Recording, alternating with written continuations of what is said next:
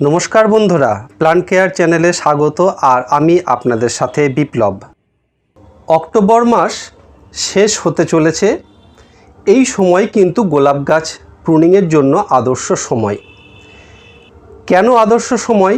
তার কারণ হলো এই সময় দিন এবং রাত্রিরের তাপমাত্রার পার্থক্য 10 ডিগ্রি আশেপাশে আছে। কোনো সময় একটু বেশি হচ্ছে, কোনো সময় একটু কম হচ্ছে, গড়ে 10 ডিগ্রি পার্থক্য আছে। এই সময় যদি আমরা গোলাপ গাছকে প্রুনিং করে দিই তাহলে প্রচুর ডালপালা পাওয়ার সম্ভাবনা এবং সামনের শীতে আমরা প্রচুর ফুল পাবো এই গোলাপ গাছের কাছ থেকে। তাই চলুন বন্ধুরা, আমরা গোলাপ গাছ প্রুনিংয়ের জন্য 5টি স্টেপ ফলো করি এবং আমাদের গোলাপ গাছকে সুন্দর করে তুলি। কোনো কাজ শুরুর আগে যেমন তার প্রস্তুতি খুবই প্রয়োজনীয়, তেমনি গোলাপ গাছ প্রুনিংয়ের আগে আমাদের একটু প্রস্তুতি নেওয়া দরকার। সেটি কি? সেটি হলো প্রুনিংয়ের অন্তত 4 থেকে 5 দিন আগে আমরা গাছটিকে খাবার দেব। কারণ সেপ্টেম্বর মাসে আমরা গোলাপ গাছকে সবচেয়ে কম খাবার দিয়েছি।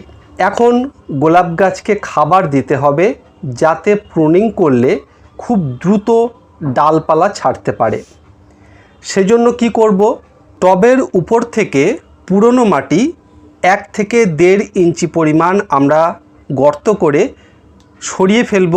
তার বদলে আমরা নতুন সারযুক্ত মাটি দিয়ে সেই জায়গা ভরাট করে দেব। আর যদি মাটি ফেলে দেওয়া সম্ভব না হয় তাহলে ওই মাটিতেই আমরা সার দিতে পারি। কি সার দেব?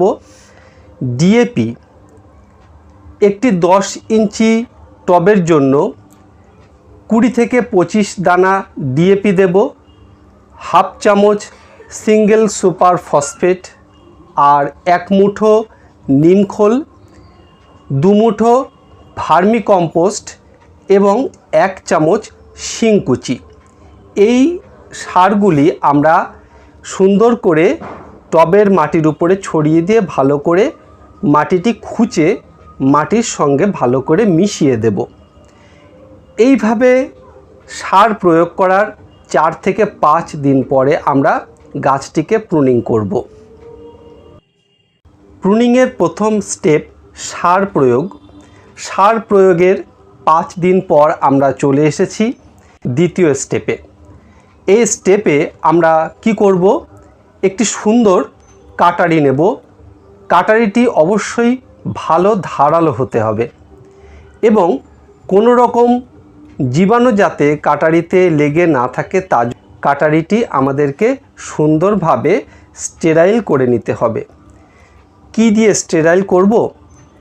ডাক্তাররা যে স্পিরিট দিয়ে ইঞ্জেকশনের আগে জায়গাটি পরিষ্কার করে নেয়, সেই স্পিরিট দিয়ে আমরা কাটারিটি সুন্দরভাবে স্টেরাইল করে নিতে পারি। এছাড়াও আমরা হাইড্রোজেন পারক্সাইড দিয়েও এই কাজটি করে নিতে পারি। এটি হলো প্রুনিংয়ের দ্বিতীয় স্টেপ। থার্ড স্টেপে আমরা একটা নির্দিষ্ট হাইট মেনটেন করব। আমরা চেষ্টা করব বেশি হার্ড প্রুনিং না করার, কারণ আমাদের গাছগুলি আছে টবে। টবে যে সমস্ত গোলাপ গাছ আছে সেই গাছগুলি কিন্তু মাটির তুলনায় অনেক বেশি দুর্বল থাকে। তাই আমরা চেষ্টা করব হার্ড প্রুনিং অ্যাভয়েড করার। কারণ একবার যদি ডাইব্যাক এসে যায় হার্ড প্রুনিং করার পর, তাহলে কিন্তু আমরা আমাদের গাছগুলিকে বাঁচাতে পারবো না। তাই সবসময় টব থেকে 1.5 থেকে 2 ফুট উপর থেকে আমরা গাছের ডালগুলিকে কেটে দেব। আমি আমার গাছগুলিকে টব থেকে 2 ফুট উপর থেকে কাটব।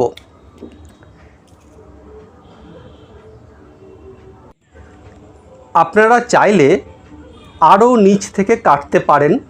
টব থেকে 1.5 ফুট উপর যে ডালগুলো আছে সেগুলি আপনারা কেটে দিতে পারেন, কিন্তু একটু সাবধানে করবেন, কারণ ওই যে বললাম ডাইব্যাক আসার সম্ভাবনা কিন্তু থেকেই যায় আমরা যতই সাবধানতা অবলম্বন করি না কেন।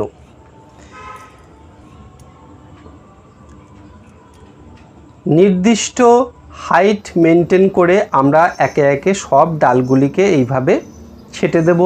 অবশ্যই 45 ডিগ্রি অ্যাঙ্গেল করে কাটব।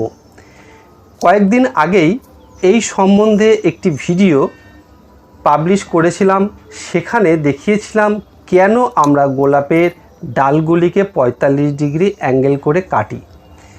45 ডিগ্রি অ্যাঙ্গেল করে না কাটলে কাটার জায়গায় জল জমে গিয়ে ফাঙ্গাসের আক্রমণ হয়। বাস্তবে কিন্তু সেটি নয়। পারলে ওই ভিডিওটি দেখে নিতে পারেন। তো এইভাবে একে একে আপনারা সমস্ত ডালগুলিকে ছেটে দিন।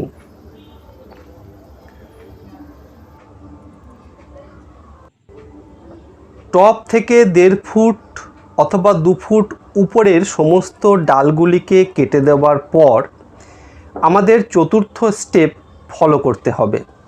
সেটি হলো, আমরা সব সময় চেষ্টা করব একই থিকনেসের ডালগুলিকে রাখতে। যে ডালগুলি একটু সরু দুর্বল সেই ডালগুলিকে কিন্তু আমরা রাখবো না, সেই ডালগুলিকে আমরা একে একে সব কেটে দেব। যে ডালগুলি একটু মোটা একই রকম থিকনেসের আছে সেই ডালগুলিকেই কিন্তু আমরা রাখব। এইভাবে আমরা একে একে সমস্ত দুর্বল যে ডালগুলো সরু ডাল সেগুলিকে সব কেটে বাদ দিয়ে দেব। একটি নির্দিষ্ট উচ্চতা পর্যন্ত আমাদের ডাল ছাঁটা হয়ে গেছে। সরু ডালগুলিকে আমরা বাদ দিয়ে দিয়েছি। এবার 5th স্টেপে যদি কোনো পাতা থাকে গাছে, সমস্ত পাতাগুলিকে কিন্তু আমাদের বাদ দিয়ে দিতে হবে। লক্ষ্য রাখতে হবে আমাদের গাছে যেন পুরনো কোনো পাতা একদমই না থাকে। এছাড়াও যদি কোনো শুকনো ডাল আগের থেকে ডাইব্যাক হয়ে আছে এরকম ডাল যদি থাকে, সেই সমস্ত ডালগুলিকেও কিন্তু আমাদের রিমুভ করে দিতে হবে। বন্ধুরা, আমাদের গোলাপ গাছের প্রুনিং কমপ্লিট হয়ে গেছে। আগামী শীতে প্রচুর গোলাপের জন্য আমরা এখন অপেক্ষা করব। ভিডিওটি ভালো লাগলে অবশ্যই একটি লাইক করুন, আর এই রকম ভিডিও আরও পেতে চাইলে চ্যানেলটি সাবস্ক্রাইব করে রাখুন। আপনারা ভালো থাকুন, সুস্থ থাকুন আর প্রচুর গাছ লাগান। ধন্যবাদ।